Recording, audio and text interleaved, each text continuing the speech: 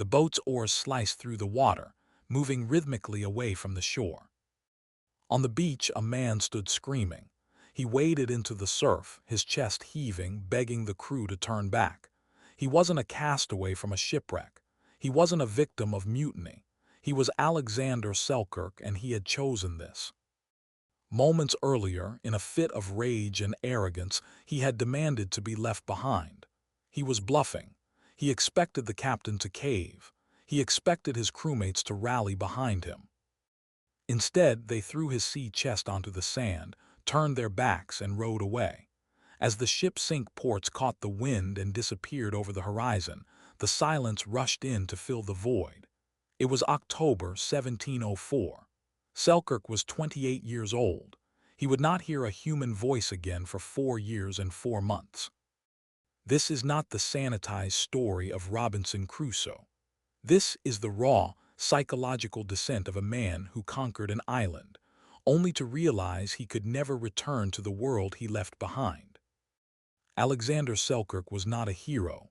He was a privateer, a polite term for a state-sanctioned pirate.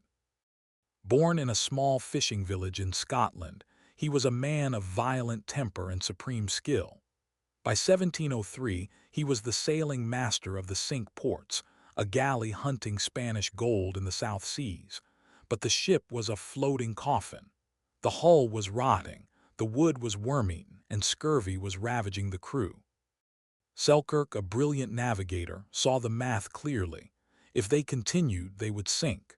When they stopped at the uninhabited archipelago of Juan Fernandez, 400 miles off the coast of Chile, Selkirk made his stand.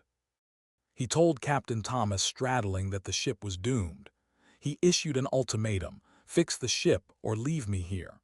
Straddling, tired of Selkirk's insubordination, called his bluff. The transaction was cold.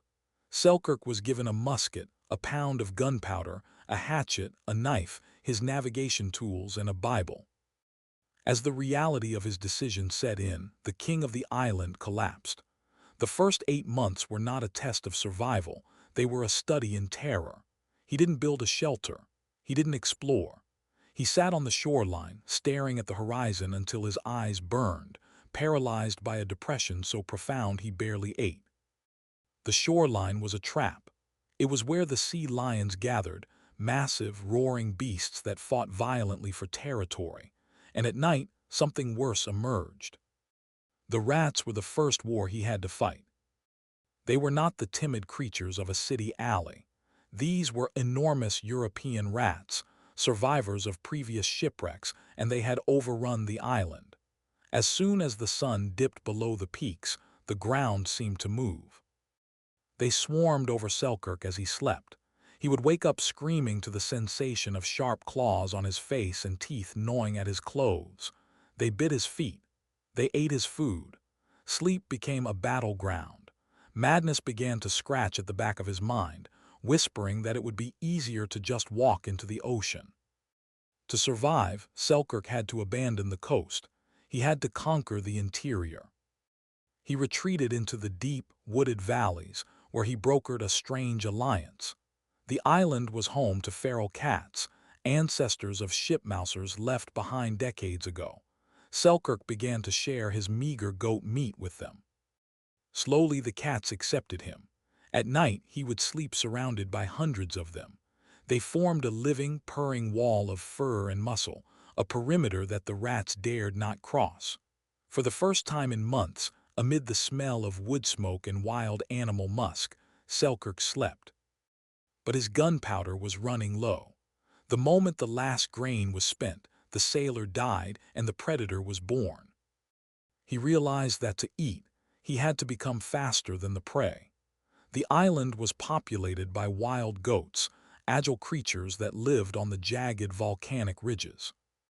At first his lungs burned and his legs failed, but necessity is a brutal teacher. As his shoes rotted away, his feet began to change. The skin hardened, layer by layer, until the soles of his feet were as tough as cured leather. He stopped walking and started running. He ran the hills every day until he knew every loose stone, every hidden ravine, every shift in the wind. He became a creature of pure kinetic energy. He didn't just hunt the goats, he ran them down. He would sprint up sheer cliffs, catch the animals by their hind legs, and slit their throats with a knife he had forged from a rusted barrel hoop. He stripped the skins and dried them in the sun. Using a nail as a needle and strips of sinew as thread, he stitched together a suit of goat leather. He smelled of blood and smoke. His hair grew into a matted mane. He looked like a beast, but his mind was sharpening into a diamond. In the silence of the Pacific, the hot-headed pirate disappeared. The noise of the world, the gambling, the drinking, the brawling, was gone. In its place, he found a terrifying claw.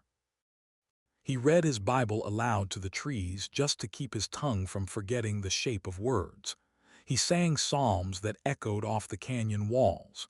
He later said, "I was a better Christian in solitude than I ever was before." He was the monarch of everything he surveyed. He had mastered the hunger. He had mastered the fear. But a king without subjects is just a man in a cage. On February 2, 1709, the pattern broke. A white geometric shape appeared on the horizon, a sail. Panic and elation fought in his chest. He ran to the highest ridge and lit a signal fire, piling on wet wood to create a thick column of smoke. He watched the ship turn. It wasn't Spanish.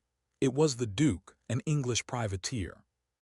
When the longboat crunched onto the gravel of the beach, the sailors didn't know what they were looking at. They saw a figure sprinting toward them down the mountain, moving with impossible speed, leaping over rocks like a mountain goat. He was covered in shaggy furs. His face was hidden behind a massive beard. He threw his arms around the first man he reached, but when he tried to speak, the words stuck in his throat. He barked. He stammered. He had forgotten how to articulate language. The sounds coming out of his mouth were guttural, broken halves of sentences. Captain Woodes Rogers invited him aboard the ship. The sensory overload was nauseating. The smell of the unwashed crew, the stench of tar and sweat, was overpowering to a man used to the clean mountain air. They offered him a biscuit and salted beef. He gagged. He had forgotten the taste of salt. He rejected the rum they offered.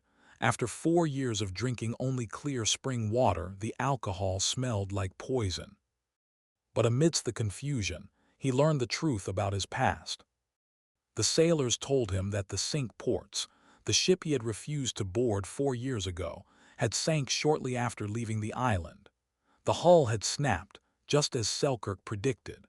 The few men who survived the wreck were captured by the Spanish and were rotting in brutal prisons in Peru. The realization hit him with the force of a physical blow. His arrogance hadn't killed him. It had saved him.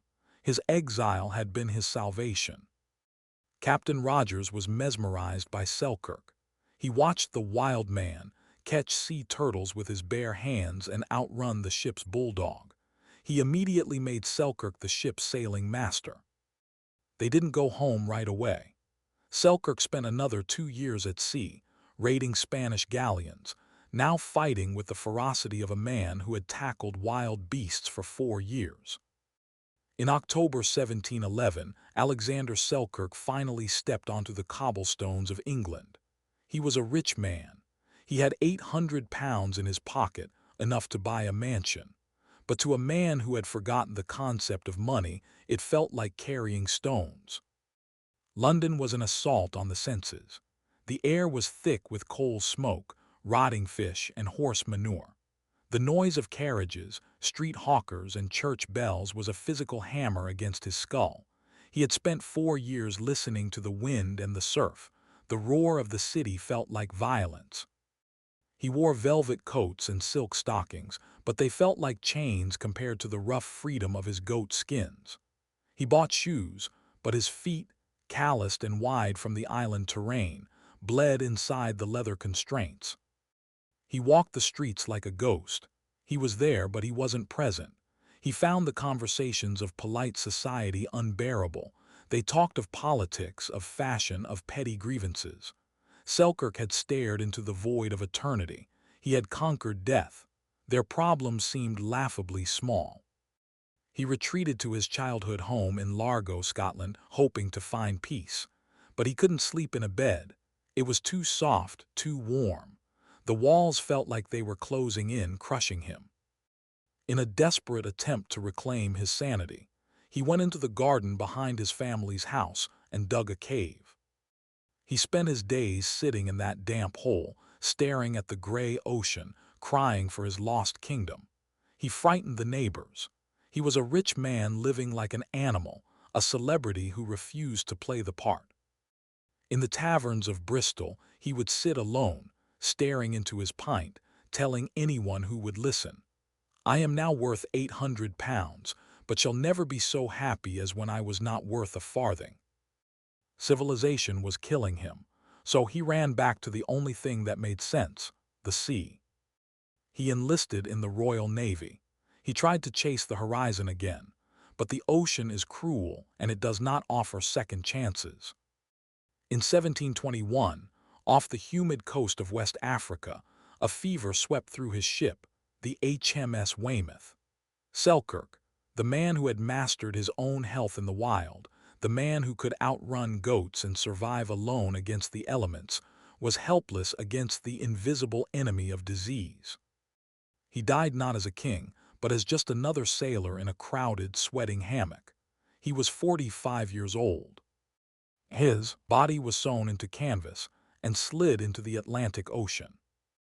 His story forces us to ask a difficult question. We spend our lives terrified of being alone, building cities and networks to insulate us from silence. But Selkirk found his humanity only when he lost the world. Was he rescued from the island, or was he exiled from paradise? If you enjoyed this deep dive into history's most famous castaway, make sure to like this video and subscribe. We have more stories of human endurance coming soon.